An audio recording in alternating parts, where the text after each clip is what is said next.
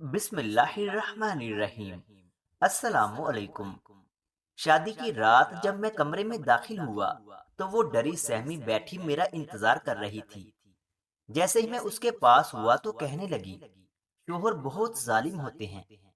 पहली रात में उसकी ये बात सुनकर खूब हंसा। बाखुदा उसका अंदाज़े बयान इतना दिल फरेब था कि मैं अपनी हंसी को ना रोक पाया। मेरी तरफ देखकर वो हैरान हुई और बोली, आप पागल तो नहीं हैं? इतनी हंसी क्यों आ रही अब? मुझे उस पे प्यार आ रहा था। कहने लगी, मेरी बात सुन ले। मैंने अपने अब्बूजी के कहने पर आपसे ब्याह तो कर लिया है, लेकिन अगर आपने कभी मुझे मारा या गाली दी तो मैं वापस अपने अब्बू के घर चली जाऊंगी। उसकी आंखों में न जाने कौन सा डर था जो उसे खाए जा रहा था। हमारी अरेंज मैरिज हुई थी।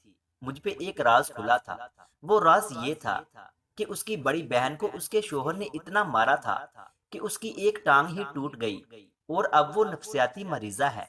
मुझे कहने लगी, मुझे मारना नहीं, मुझे कुछ ना कहना। जब आपने मुझे छोड़ना हो तो बस एक बार कह देना, मैं आपकी जिंदगी से हमेशा के लिए चली जाऊंगी। हाय उसकी बेबसी! वो मेरी बीवी थी। क्यों कर भला कोई अपने हमसफर को दीमक ज़दा कर सकता है? उसकी ये बातें सुनकर मैंने प्यार भरे लहजे में उसका हाथ पकड़ा और एक बोसा किया और फिर उसे प्यार से समझाने लगा कि पागल, ऐसा कुछ नहीं होगा। मैं सारी जिंदगी तुम्हें ढेर सारी खुशियां दूंगा। तुम परेशान ना हो। हमारी जवान होते ही घर वालों ने शादी कर दी थी। शादी के वक्त उसकी उम्र 18 साल और मेरी उम्र 20 साल थी।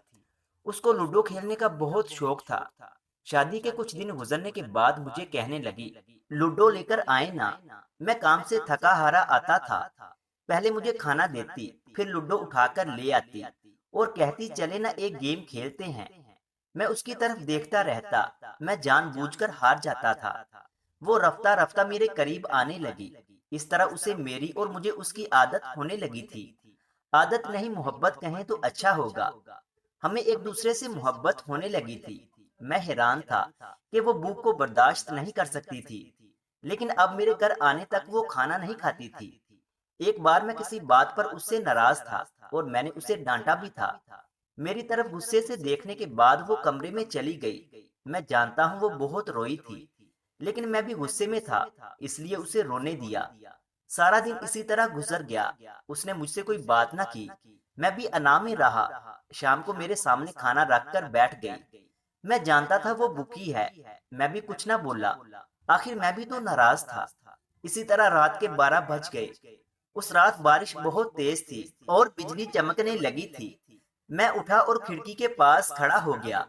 उसका मासूम सा चेहरा। वो सो गई थी बेचारी। उसके चेहरे की जानब देखकर मेरा सारा गुस्सा भूल गया। नींद में भी पागल मेरा नाम ले रही थी। मैं जल्दी से किचन में गया और उसके लिए आलू वाले चावल बनाए। वो आलू वाले चावल बहुत शौक से खाती थी।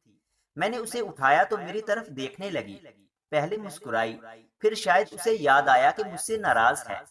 मैं कानों को पकड़कर माफी मांगने लगा। कहने लगी, आपको पता भी है मैं सारा दिन कितना रोई हूँ। आप बात नहीं कर रहे थे, मेरी जान निकल रही थी। क्या मैं आपसे नाराज नहीं हो सकती? मुझसे झगड़ रही थी, शिकवा कर रही थी। मैं किचन में गया और उसके लिए आलू वाले चावल ले आया। देखकर रोने वाले लहजे में मुस्कुराने लगी। ये एक सफा जिसमें किसी ने अपनी जिंदगी को महफूज किया था। लेकिन मेरी समझ में नहीं आ रहा था कि आखिर ये चाहत भरी दास्तान किसी कबाड़िए के पास कैसे बला। मैं पैदल चलते हुए सोच रहा था, किसी की जिंदगी के हसीन पल किसी के लिए बस कागज का टुकड़ा है।